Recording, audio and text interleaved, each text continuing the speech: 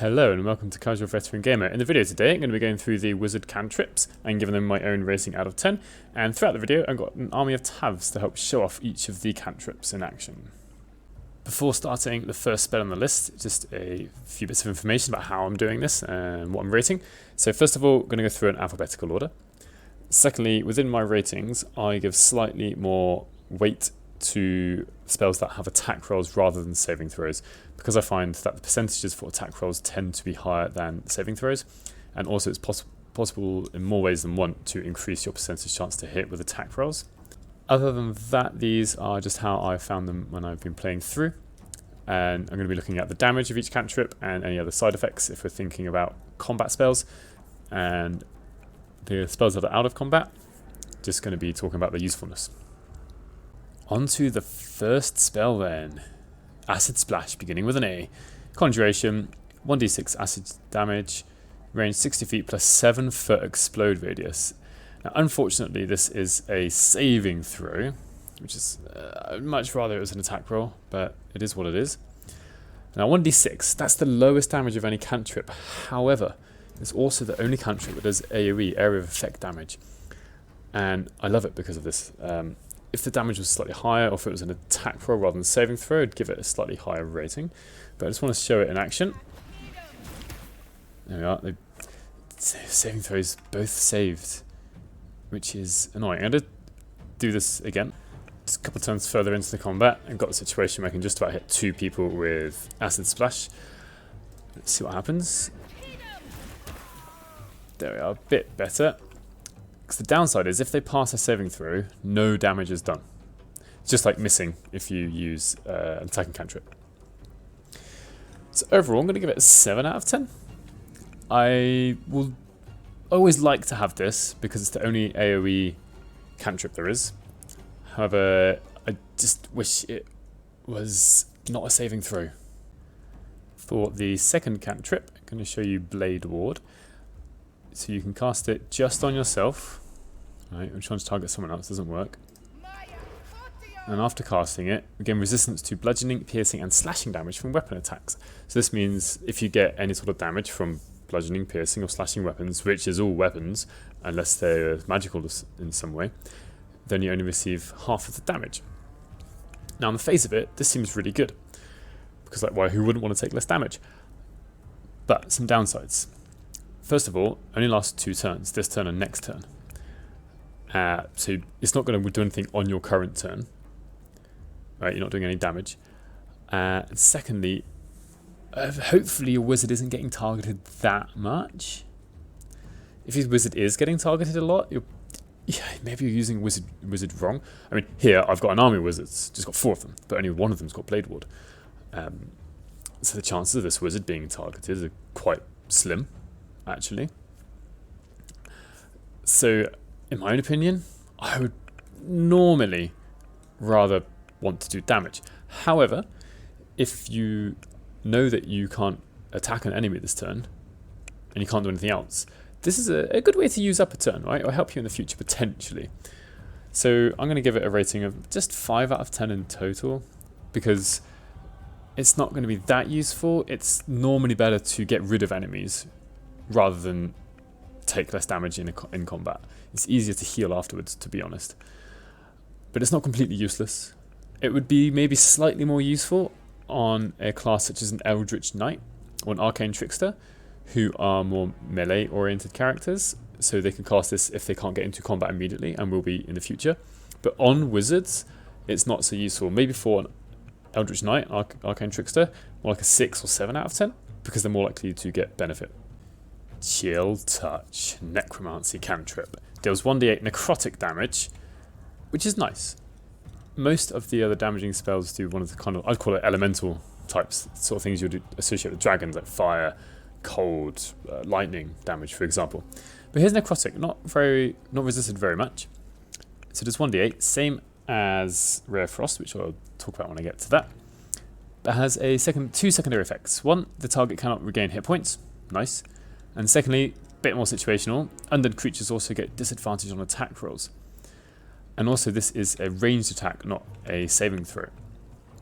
So, I would probably give this maybe a 7.5 out of 10. If it gave disadvantage on attack rolls to more than just undead, maybe 8 or 9 or even 10 out of 10, but the secondary effects here are useful. It stops enemies from healing up a bit. And if you're facing undead, this is really good if it hits. You probably want to be using this every single time. Let's just see it in action.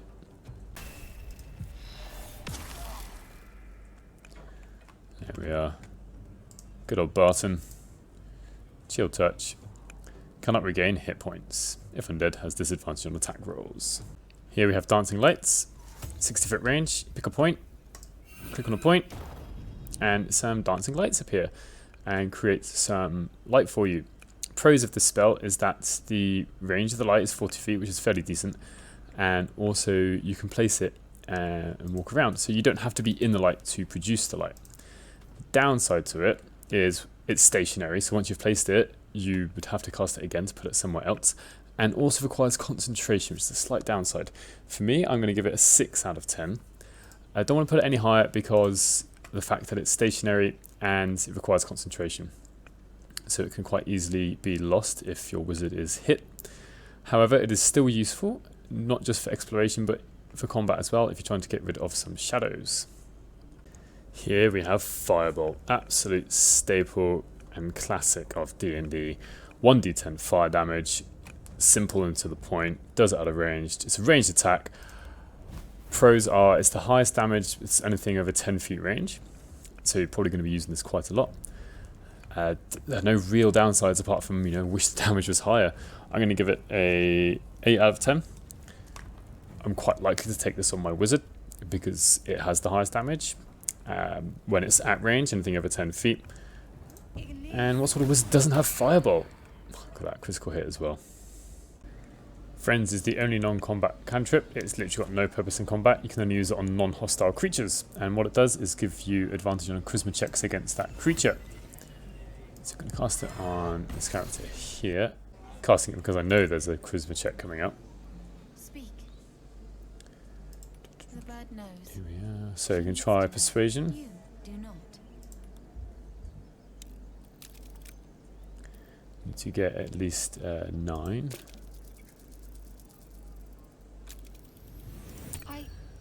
There's a 12.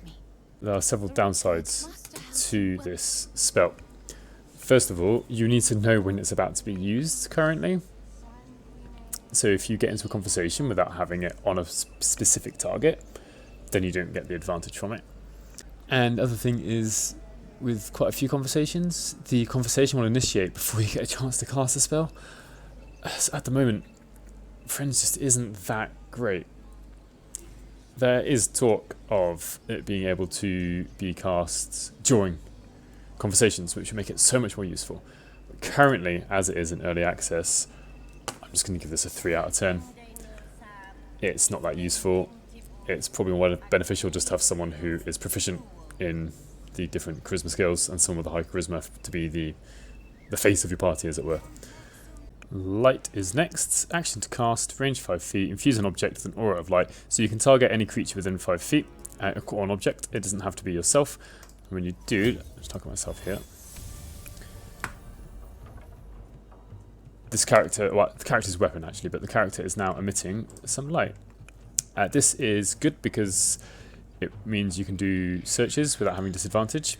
And also for races that don't have dark vision, this will let them be able to see anything they're hitting. One quite good positive is it doesn't require concentration. So if you want to, at the beginning of a day, you can go and cast light on every single character, if that's your wish. However, it can mean that you can't be fighting from the shadows as much necessarily, and you might be able to be seen a bit more easily. So you've got to kind of weigh it up whether you want to use light or not. I'm going to give this a 6 out of 10, just like dancing lights, to be honest, because although it doesn't require concentration, you can forget it and cast it, and it is mobile. It does have downsides potentially in combat. So if you want to pick either dancing lights or light, I'd say it's up to you, whatever you prefer, whether you want to have something stationary and concentration, or mobile and lacking concentration. Mage Hand next, another absolute classic from Dungeons and Dragons. So this one's got a funny one, because it can be helpful in combat, but not because it does lots of damage. Alright, so first of all, let's cast it. What it can be used to do is to scout, especially if things are non-hostile. So we've got these people here, Right, they're yellow, they're non-hostile. They're not friendly, but they're not enemies. So we can wander around. It can, in theory, attack. Very low chance to hit. So you don't really want to be using Mage Hand to be doing any attacking. But what you can do when it's in combat, it does two things. First of all, it actually acts as a distraction. It will take, the enemies will target it and it will take a hit. Maybe 2 hits if you're lucky. It's only got 3 hit points, not very likely. It can also throw items for you if you wish. Now, oh, look at this. Too high, too high. That's fine. What I can do is attack this wooden crate. It's kind of funny. Obviously, if you're playing Dungeons & Dragons in real life, you probably wouldn't have your enemy doing this. Just standing there where the crate was. Oh, time's up. That's alright. Cast another one. It is a cantrip. Let's show the Mage Hand shoving. So if you can find a nice place to shove, 55% chance. So you can use it to initiate combat. And it does some damage indirectly. So it's good for scouting, it's good for distractions, good for trying to push people around. Downsides, most that it can't attack. It's only got a few hit points, and it requires concentration. And on your wizards, you're going to have a few spells where concentration is needed. So you've got to pick and choose when you want to use this. Now, because of its concentration and its low hit points, I'm only going to give this an 8 out of 10. I feel like if it was more powerful, though, then perhaps be too powerful. And it's kind of a theme with most of these cantrips, is that these are things that can be repeated at will as many times as we want. So in fact, they're never going to be particularly powerful. Minor Illusion is up next, range of 60 feet. And interestingly, is the only cantrip that you can cast while remaining hidden. So this tab here is currently hidden in the crouching position, classic. And I can cast Minor Illusion. It says create an illusionary image that distracts nearby creatures, compelling them to investigate. It's slightly misleading. So let's just place one down. Alright, it's in the cone of vision of at least three creatures, but they're not actually changing. So really it should be, at the moment, saying this only really works for enemies. I can put another one down here. One nice thing about it is it doesn't require concentration. I can put a whole load of them down. Oops, no, don't go there. Alright, nothing's happening. Seemingly. Let's initiate combat. Let's do a magic missile against this dude. First one is just that they've all disappeared. Right, hopefully my tab doesn't die. So I can show you its use in combat. Right, so Minor Illusion. So at the moment everyone's facing me. I can try and do place it there. It makes all the enemies face towards where the Minor Illusion was. Since it's been seen, and guess it's been investigated very quickly by the enemies, it disappears immediately. But what it can be used to do, basically two things. One, change the direction your enemy is facing during combat. So, okay, for this tab, that's not that useful necessarily, but if you had a warrior with you, or not warrior, but someone with a melee attack, you can turn enemies around. And secondly, if you've got enemies who are patrolling around and you're hidden, you can cast this to distract them while you get characters to sneak by. I'm going to give this a 4 out of 10. It's not the easiest spell to use, and in combat, it's more of a thing you're going to use as a last resort, as if you've got nothing else to do, because you can't see anyone. Because at this point, I would, rather than casting Minor Illusion, and then trying to do something else, or having one bonus action now, I would rather have just used Jump and Disengage first, and then attacked, and then run away. Poison Spray's turn. It's got the accolade of having the highest damage of any cantrip, 1d12. Sounds great. A few downsides. So to use this effectively, you have to be up close with the wizard, and that's not usually what you want to be doing. Wizards don't have the highest number of hit points, in fact they have one of the lowest, so generally you want to be staying away. Second downside is it's got a constitution saving throw, and if they pass, there's no damage done. So Poison Spray, 50% chance to work. Currently I'm threatened, so if I take a step back and just pick Ray of Frost, 65%. When I've got a choice of these two, or not even these two, if between Poison Spray and Firebolt, I'd rather have the high percentage chance to hit with Firebolt than be close and have a lower percentage chance to hit with Poison Spray, if I'm honest. So for these reasons, I'm going to give Poison Spray just a 5 out of 10. If the saving throw wasn't Constitution, something different, I'd probably definitely put it higher.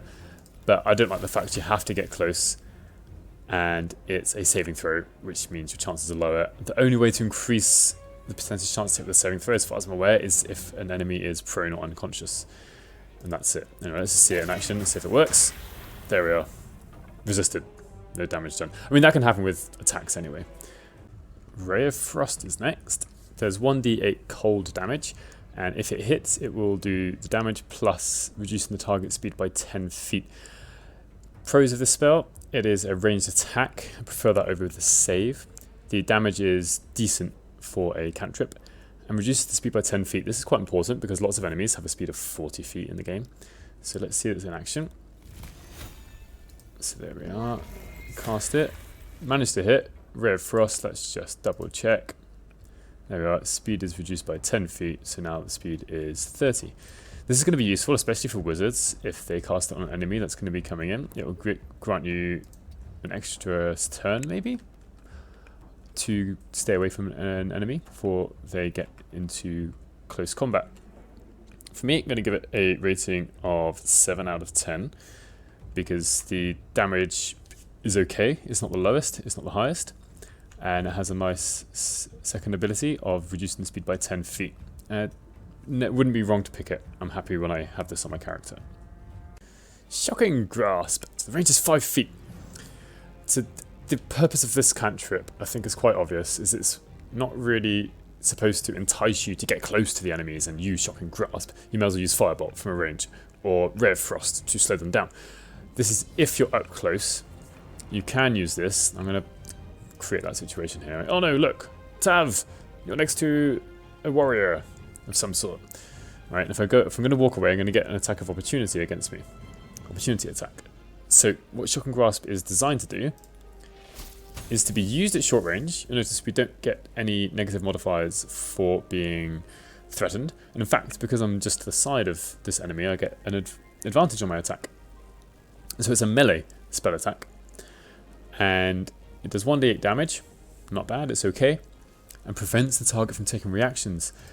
So, it's supposed to hit. And then, your wizard is free to run away without taking any opportunity attacks. Not just your wizard, but anyone else. So, good things about this. It's an attack saving throw.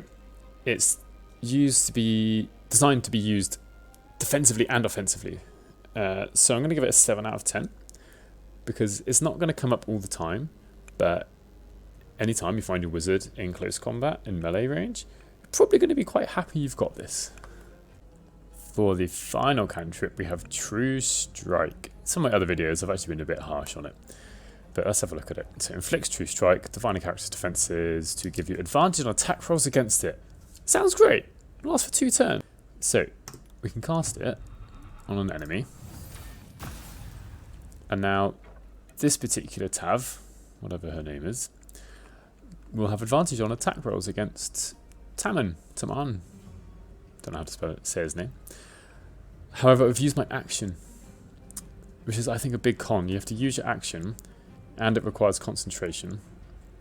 It will give you advantage on your next attack, on your next turn. Fine. But in most situations, especially for a wizard, you're going to be wanting just to make 2 attacks. Because now I can't do anything with my turn.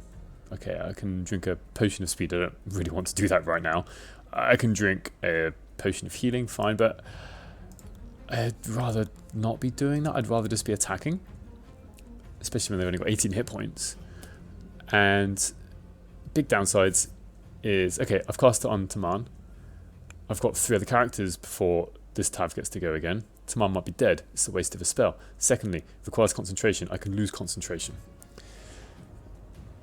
I'm going to give it a 5 out of 10. Maybe a bit higher than even I want to give it. Maybe 4 out of 10.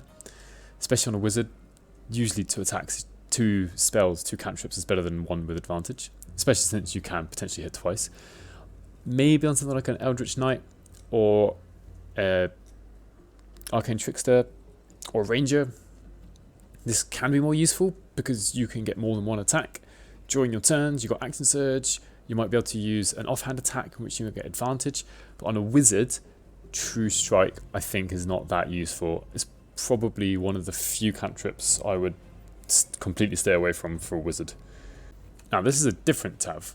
One point I want to make about True Strike is it gives you advantage. Great. But in this game, there are plenty of other ways to get advantage, especially when you can hide every round. You can't always actually hide because you're going to be in a cone of vision. But I find you can get advantage in other ways in trying to use up action. Tammin actually managed to survive, so I'm going to be able to cast this firebolt with advantage. However, I still would have rather fired 2 firebolts. Still, might kill him.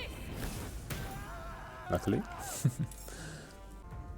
Alright, so there we have it. It's been a rundown of my ratings for the cantrips from the wizard. Let me know in the comments whether you think I've overrated or underrated a spell. Perhaps I've missed out a particular feature of a spell. Maybe I've got a feature wrong and I need to be corrected.